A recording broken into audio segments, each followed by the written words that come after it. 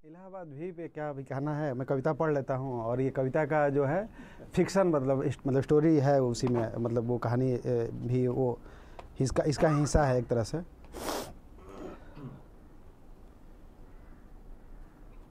इसका शीर्षक है सफ़ेद के सातों रंग। और एक ही कविता है लेकिन 10 पार्टों में है, तो मैं एक एक पार्ट करके आप लोग सुनाता हूँ। पहला पार्ट है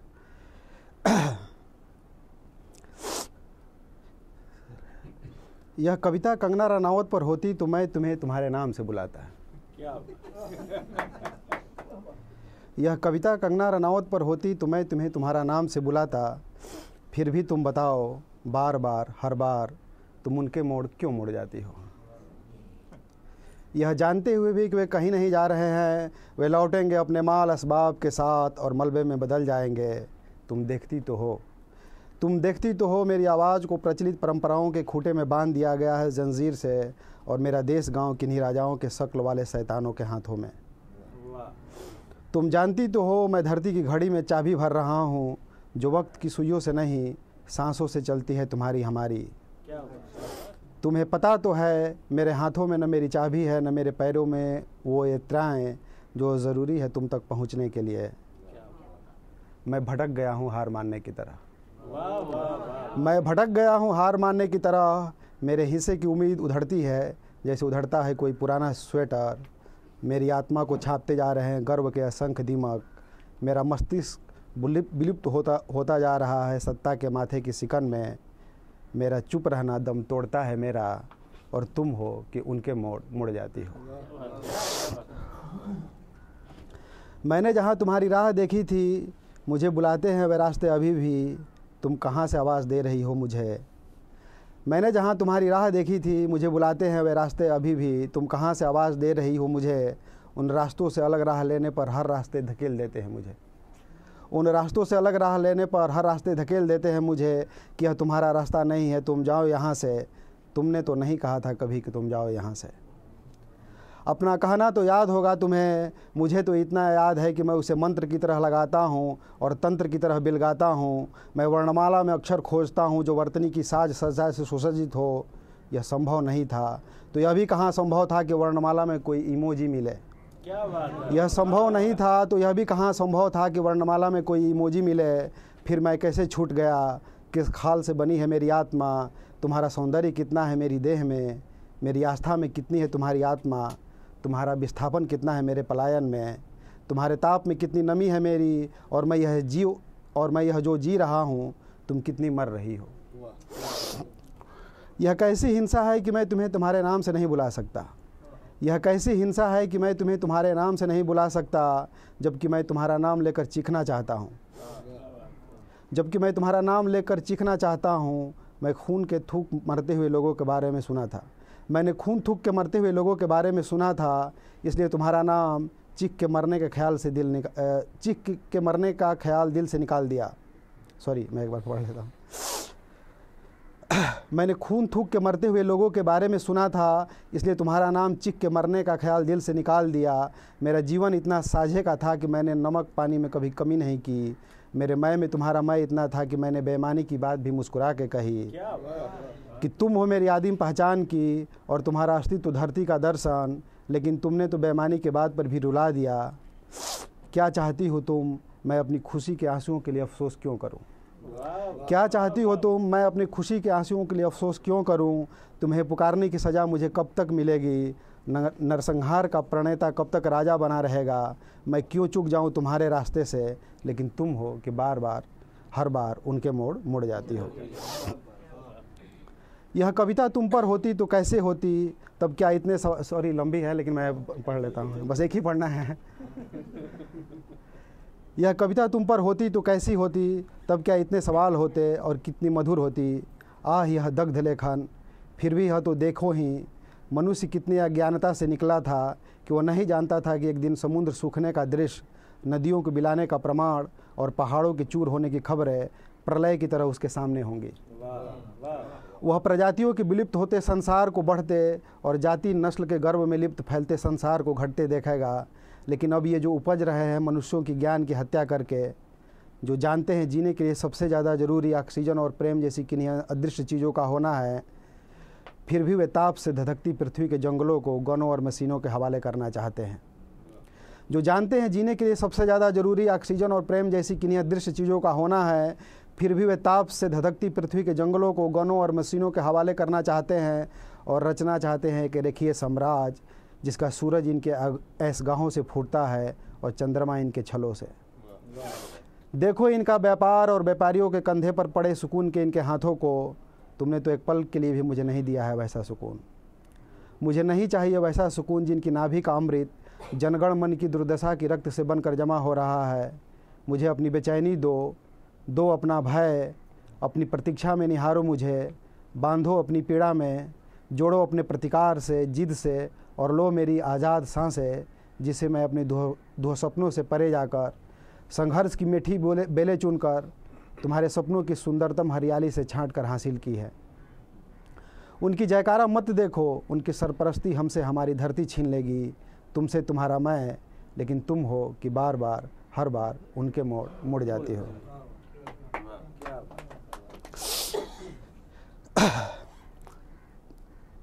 क्या तुम जान गई हो कि हमने सातों जन्म साथ बिताए थे?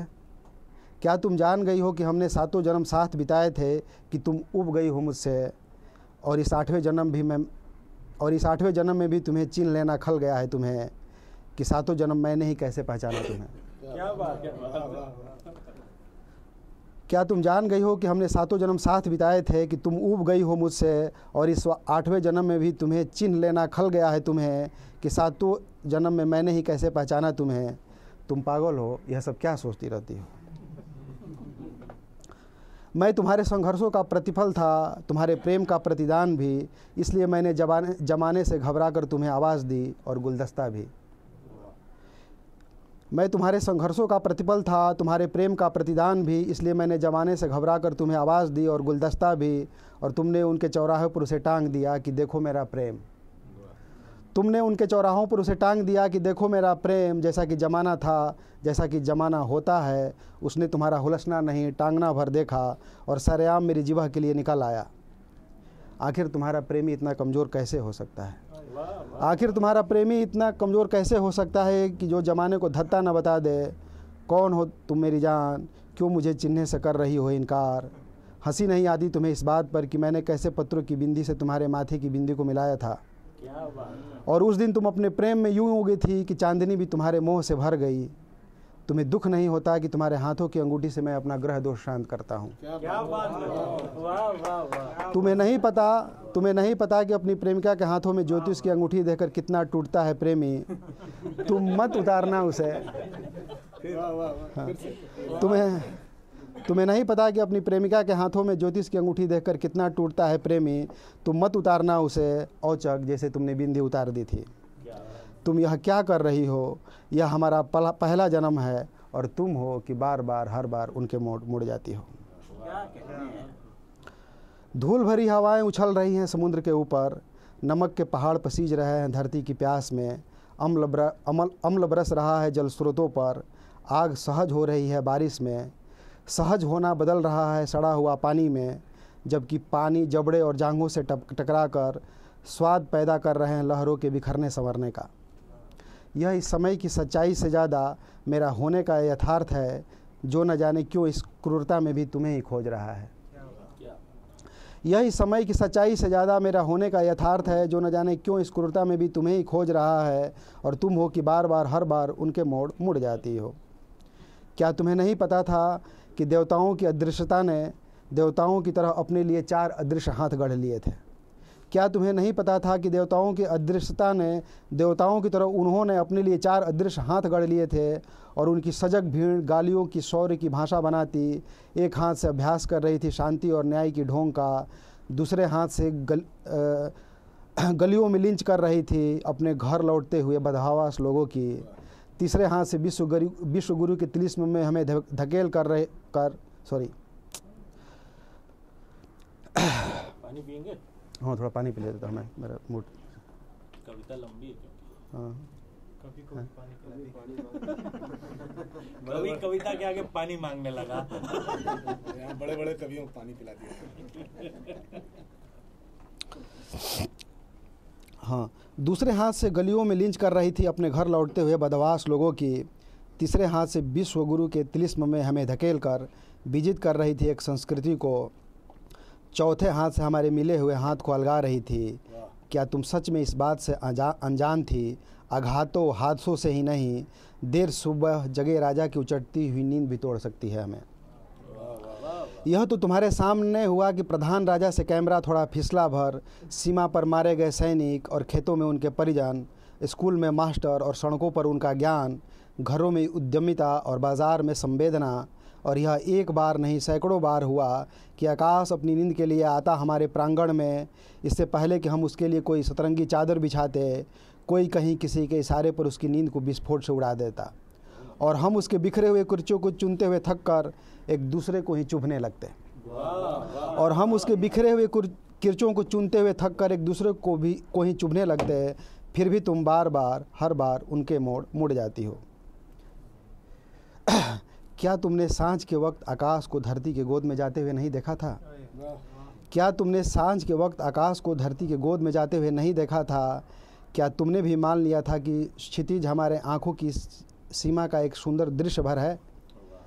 तुम्हारे सर को गोद में लिए मेरा वजूद सुंदर से ज़्यादा एक नाद रचता है मृत्यु के नाव पर पैर रखे जीवन का, जिस पर 100 साल तक बिना थके नाच सकते हैं हम। फिर भी तुम आकाश को देखो, देखो कैसे वो अपनी लहूलुहान देह और क्षतिग्रस्त नींद के बाद भी बरसता है हमारे ऊपर कि हमारा प्रेम का सावन कभी दहक कर भस्म न हो जाए। फिर भी तुम बार बार हर बार उनके मुड़ जाती हो। एक आकाश है कभी नीरव, बहुत ख़त्म जल्दी होने वाला है।